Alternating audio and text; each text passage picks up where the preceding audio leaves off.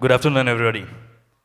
Salam alaikum and namaste. As you might have seen when the ministers came on the stage, they greeted in a traditional, cultural Indian manner. So I think welcome to Dubai, and thank you for bringing the culture from back home into the Arab world. To the two honorable ministers that are here with us today. As Jared introduced, Dr. Prakash Patil is the Honorable Minister for Skill Development, Entrepreneurship and Livelihood, as well as the medical education from the government of Karnataka. And Dr. MC Sudhakar is the Minister of Higher Education, also from the government of Karnataka. For those of us that are in this part of the world and may or may not have heard of Karnataka, the city Bangalore that resonates very well with the tech community, the startup community, the venture capital community, the unicorn community, and a lot more is actually capital of the state of Karnataka. It's somewhere in the south. But I think half of you would pretty much know, sir. Thank you for joining us here at Care and Date, where we are showing the convergence of sustainability, climate change, decarbonization with digitization, artificial intelligence, and the advent of emerging technologies. We'll jump straight into the discussion. We were having a closed door dialogue with about 25, 30 odd businessmen and women, as well as potential recruiters. Lots of interesting conversations were ongoing. I think one thing that kept screaming and shouting is, of course, talent shortage, skills shortage or lack of identification, and possible global partnerships, which of course you're both addressing through your department, sir. Top that up with all that is happening from a digitization standpoint, from a climate change standpoint. People are geared and trained to do certain types of jobs based on how the industries were set up, but now they have to change the way they think and function. And I think you're driving something astronomical in the state of Karnataka. So firstly, to begin the panel, we'd love to hear your opening thoughts on the change in the type of skills needed to do today's and tomorrow's jobs, and then we will go into some of the policies and initiatives that the government has recently announced. Starting with you, Dr. Patil. Yeah, good afternoon, everyone.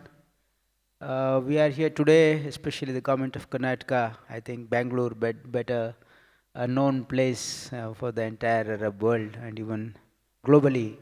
Bangalore is definitely the capital hub, and also it's a skill hub now, because now it's one of the talent pool, huge talent pool is available in Karnataka, because Karnataka has the foresight of establishing various top class institutions, especially in professional courses.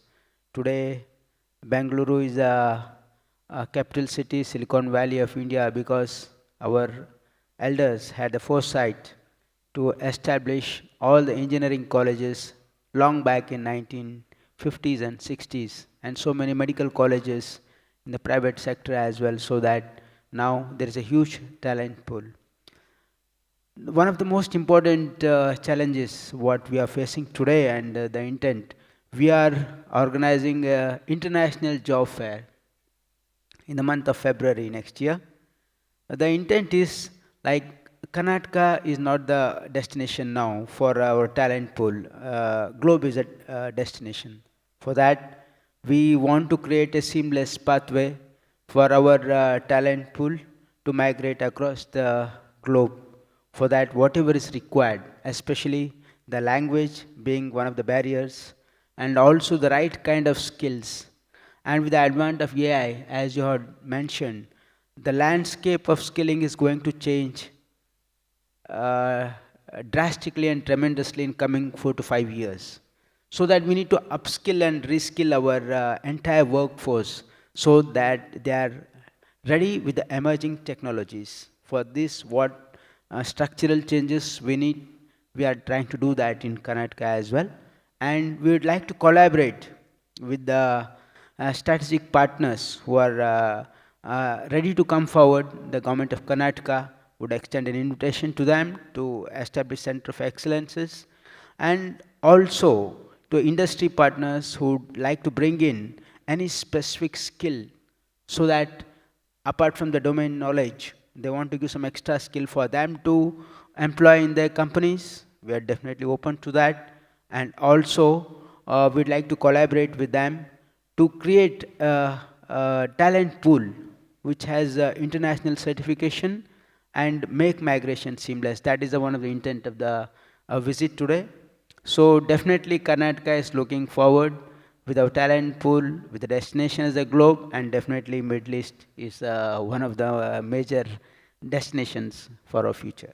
Thank you, sir. Congratulations on the international job fair you talked about. Maybe at the end of this session, we will play the short clip to educate you all on what you are talking about. We will also, in the second round, talk about the Karnataka skill development policy that has been recently launched, where 3 million youth are being trained via an AI framework. So before we get there, sir, Dr. Sudhakar, opening comments from you. Good afternoon, one and all.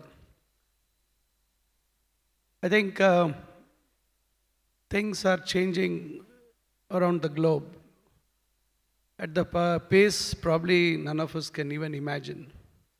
Every day is something new or the other is coming before us, some new challenges there.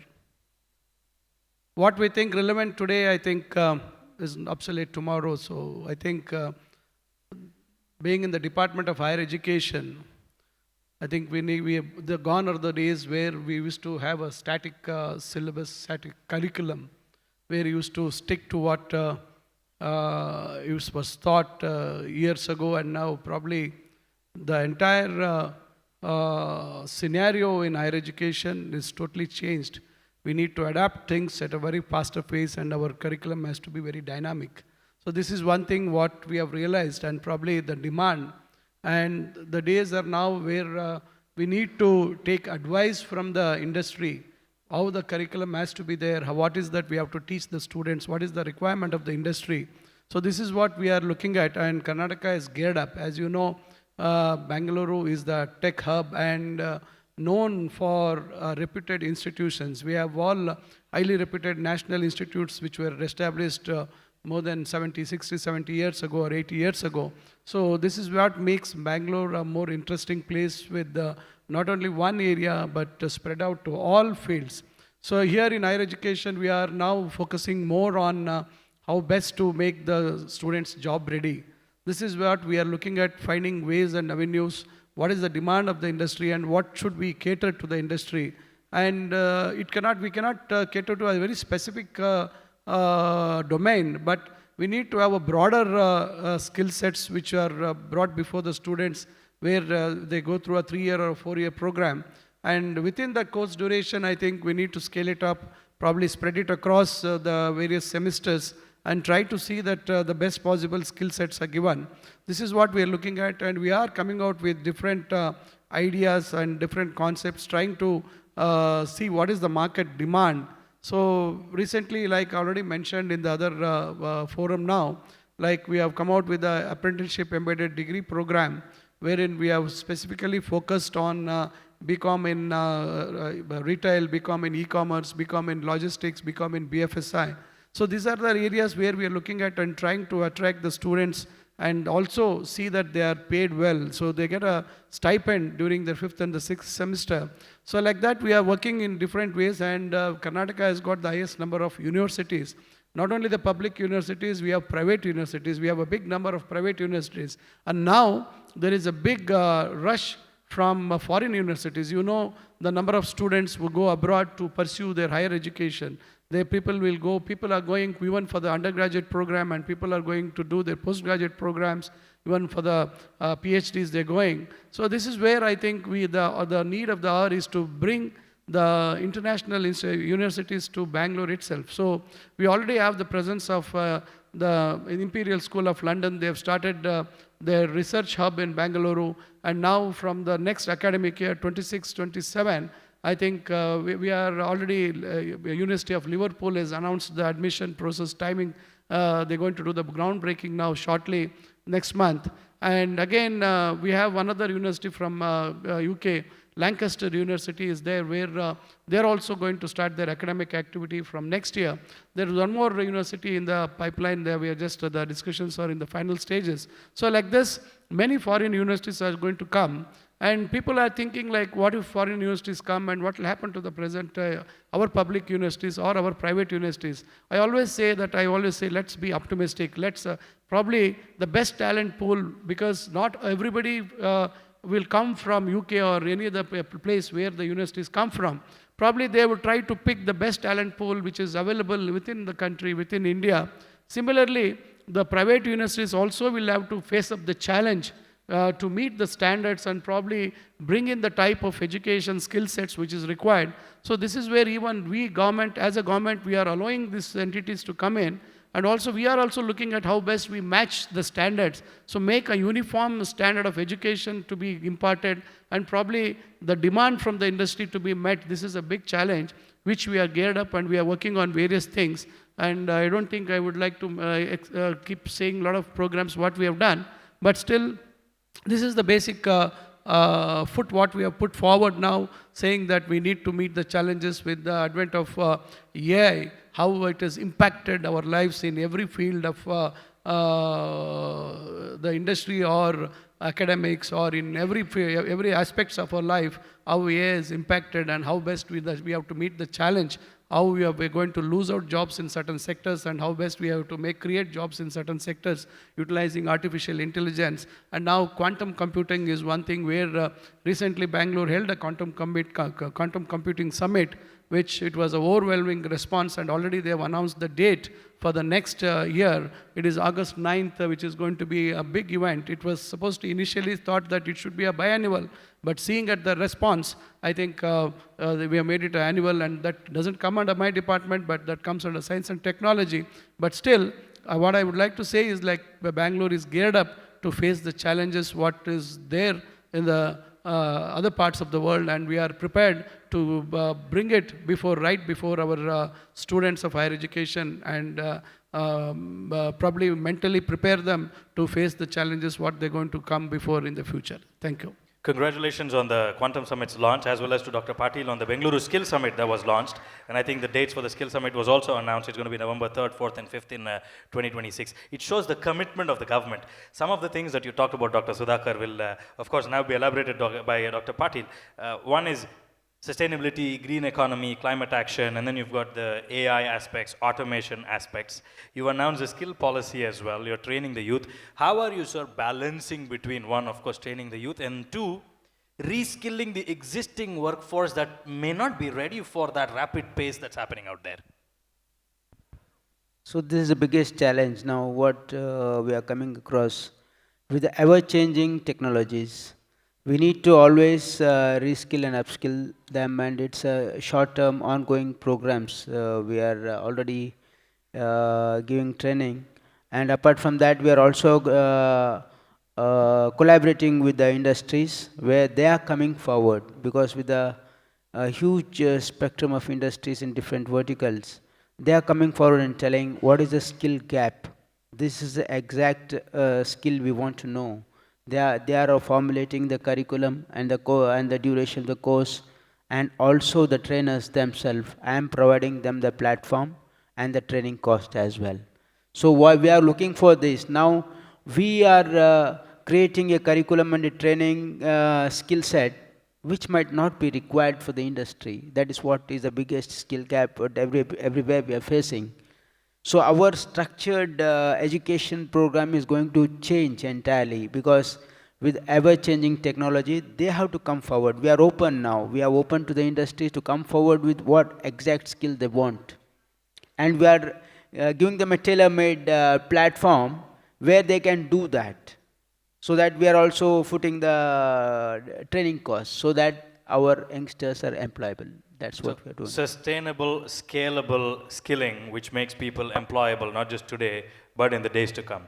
But you're going beyond just skilling and training, providing job placements, continuous support, cross-skilling and reskilling where necessary, and making sure that diversity, equity become a part of sustainable growth of the economy. Yeah. And Sudhakar sir, you have a lot of these industry-linked programs as well. If you could talk about some of them that you have, perhaps with partners outside of India. See, we are now, it's not that the government will be able to establish all these skill sets or related entities. Now, since Karnataka has a robust higher education ecosystem, we have a few very highly reputed engineering colleges, technical colleges, where huge reputed companies have established their centers of excellences. So similarly, we are now planning to have a summit where we're going to invite the industry leaders to come forward, and we're going to create space for them in our institutions so that they establish their entities, the centers of excellences there itself. Right now, we have Toyota establishing their centers of excellence in 6 of our engineering colleges, another 5 they're going to establish. Recently, Hewlett Packard, HP has established a artificial intelligence and gaming hub in one of our engineering colleges.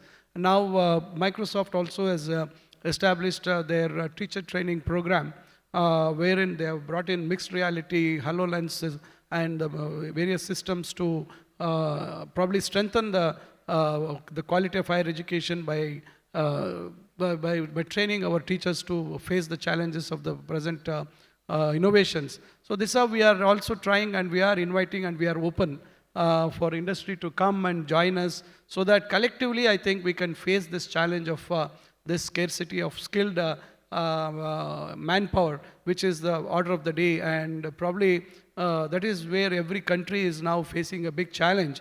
I think all of us have to work together to bring in, and industries probably, they never probably realized, and probably it's going to save costs for the industries as well, because they need to employ somebody, get them a training process, they have to spend 6 months to 1 year getting trained themselves. And so probably if all these things are brought within the course duration, it will benefit the students as well as the industry as well. So this is what we are looking at. And also we have brought in, we are trying to work on various modalities where we can train our students in communication skills, critical thinking, problem solving. So we are working with a lot of philanthropic organizations who have joined with us, and we are imparting that knowledge as well. So ultimately, end of the day, we need to tap the talent which is there, abundantly available, which is not being probably shown the right path. So this is what we are looking at. So we are looking at how best we show the right path to our talent pool, which will benefit the entire globe in general. Thank you. And to add to that, now we have in the skill department, we are trying to establish Center of Excellence with collaboration with NVIDIA, so that in coming 2 to 3 years, we need to create a talent pool of 500,000 trained youngsters, especially in cybersecurity, in cloud computing, data analytics, problem solving, so that they are ready for when the technology of artificial intelligence is ingrained, or application comes into force or comes into being, then we need to be industry ready for them to be. So our intent is to, at least in coming 3 years, 500,000 youngsters should be trained in this sector, so that we are ahead of others in this sector. That's great. And from a sustainability, climate action standpoint as well. So Middle East and North Africa is known for energy, oil and gas, and now the region has ambitious goals for decarbonization. UAE, for example, has a net zero 2050 policy, right? So what are the different opportunities for this region when it comes to the government of, Karnataka as a whole, not the government, Karnataka as a whole, from a talent standpoint and from a sustainability standpoint, be it setting up centers of excellences in sustainability, be it hiring climate scientists or engineers or people that are environmentally conscious? What are some of those opportunities that you think the region must explore with you all and with the state, Dr. Patil? See, in future, what we see is energy. Sustainable energy is one of the biggest challenge we are going to face in coming years. With the advent of AI and huge hexascale data centers which are going to come up in future, which will be huge guzzlers of energy, and to provide to them, we need to have a huge facility for solar energy, what we envisage in Karnataka. And for that, we are trying to establish this youngsters who can know this technology as well. And this is going to be the biggest challenge in future. So for the huge hexascale data center which are going to come, in future, energy is the biggest challenge. For that sustainable energy, we will not be able to provide. You see, hydro energies, of course, we have reached a saturation in Karnataka. And thermal, this thing is also like not so environmental friendly because a huge use of coal and all. So now solar is a thing of future, and wind energy as well. So that has also limitations. So that's what we are trying to work on now. That is the big challenge which the Karnataka government is trying to tackle. So, technical engineers, instrumentation people, not just engineers, but even those that will be responsible for installation of those plants, maintenance of those plants, etc. So that there's an opportunity for jobs, and I think the linkage between the academic education and the skilled workforce training blends in quite heavily. Dr. Sudhakar, any thought from you before we take one last question for both of you? See, now, as you're mentioning about civil engineering and a lot of other aspects you are mentioning, because see, now what we are seeing is with the advent of the passion or probably feeling that people have got that in their minds that computer science is the only solution for getting jobs. But I think people are neglecting the core subjects like civil engineering, mechanical engineering, automobile, and other core subjects have been neglected. This is the way, because if I see the amount of infrastructure which is coming up in the UAE and especially Dubai, I think how can anybody think that civil engineering will become obsolete, civil mechanical engineering will become obsolete? The amount of technology which is brought in, the amount of later innovative things have been brought in into the building construction, building automation, cyber security, various aspects are there. But unfortunately, this is where I think we need to bring in a proper information, or probably the demand what is there elsewhere to the people, and how best we see that we retain these things, because probably like with the advent of AI, certain things might go obsolete. But thing is, like, these are the core things which are going to remain, which is where I think all of us have to focus more on these areas and see that how best the students also are made aware about what is going to remain as a core thing within the technological innovations also. There could be certain innovations within those areas, but that core thing will not get away. So this is where I think we need to think, and this is where, like, in skill department has to take a leap, because everything cannot be brought in higher education. We cannot, like, we can only teach the basic things, we can only give them exposure to basic aspects.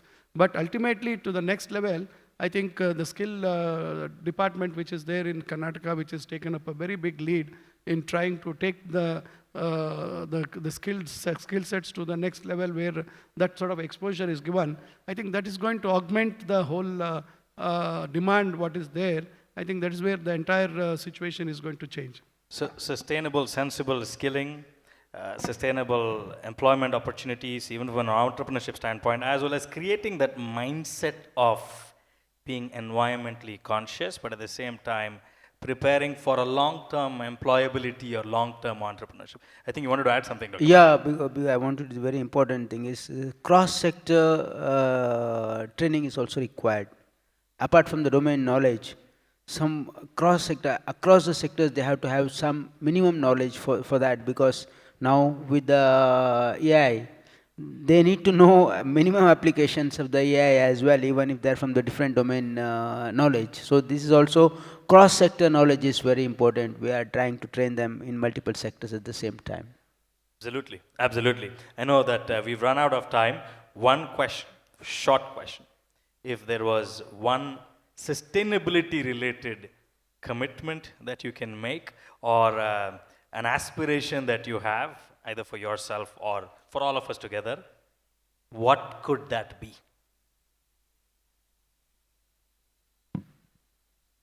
See, with all the technological disruptions which are happening, I think, as you are repeatedly mentioning about decarbonization and net zero carbon emission, I think we need to respect our environment. I think we are here probably whatever short time we are here, but this globe has to continue. So it has to sustain. So probably all our innovative ideas or innovative technological creations, what we do, I think ultimately focus should be given on the environment. Without environment, I don't think none of us would survive. What we leave for our future generation is the most important thing, what we should think of. Because the world is not going to end with us. So there are millions of generations which are going to come. We need to think far.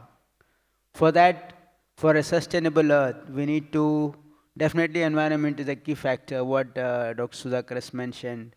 We need to pass on to the future generation how secure is our future, how secure is the earth for the sustainable living, not only for humans, for all the living beings on this earth. So we need to think far, because we as a humans, we do have a capacity to think compassionately. So we need to think for everybody. So we need to make this earth sustainable for every living being on this earth. Fantastic. So, practically speaking, philosophically speaking, don't live for today, don't live for yourself, think about the future. And I think that's where the global skill exchange also comes to play, because if you don't have skilled workforce, if you don't have enough jobs, if you're not economically sustainable, all other plans might fall flat. And I think, honorable ministers, the both of you and your respective departments and teams are doing a fantastic job in addressing certain underlying issues as well as laying the foundation for a better tomorrow. So thank you so much, and congratulations for all the amazing initiatives that you're driving in Karnataka in India. Thank you.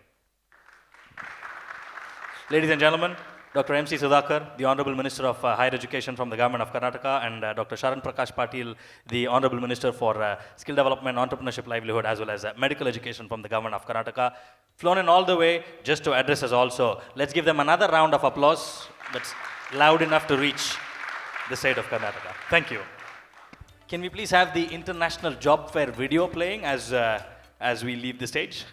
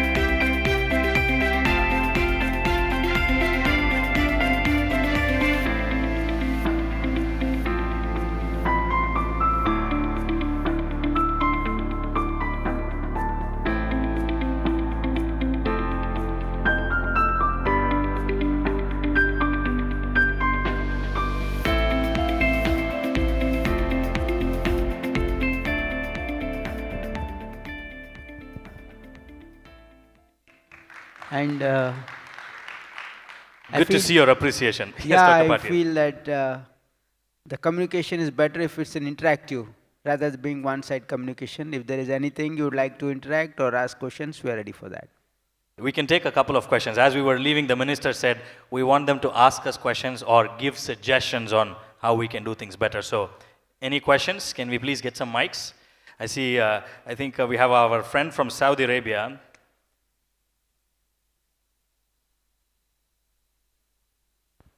So we can take 2 to 3 questions. Madre, we are okay to take 2 to 3 questions?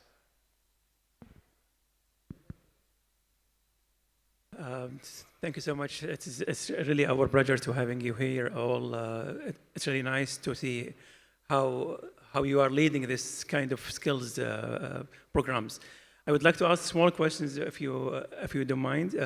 What kind of challenging you were facing during this whole programs, and how you are able to solve it, and if there is any still challenging you are expecting to have it in the future? You see, the intent of the government is like employability. For that, we are the workforce and the talent pool what we've been created. The biggest challenge that what exactly right set of skills is required. The skill gap is the most critical one.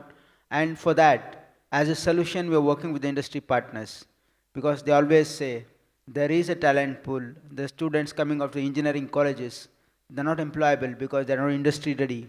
So what exact additional skill is required, we are trying to incorporate with the industry's advice in our curriculum. And apart from that, you see, apart from the domestic requirement, you see, we see globe as a destination.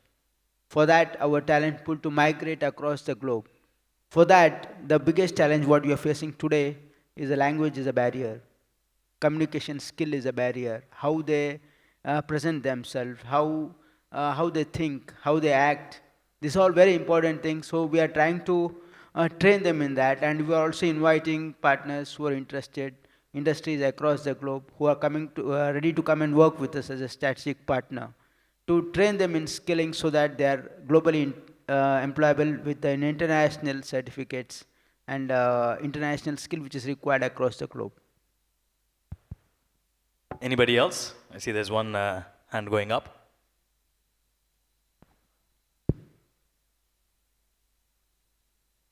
Hello, my name is Harish.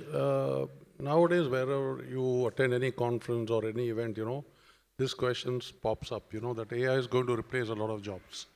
This fear is, there with many, many people. So I want to know your take on this, that how, India or per se Karnataka government is going to tackle this issue, because I think some of the sectors are going to be affected, whereas not all. So I want your take on this, and or just to explain, briefly how we are going to tackle that problem if really it comes in a big way.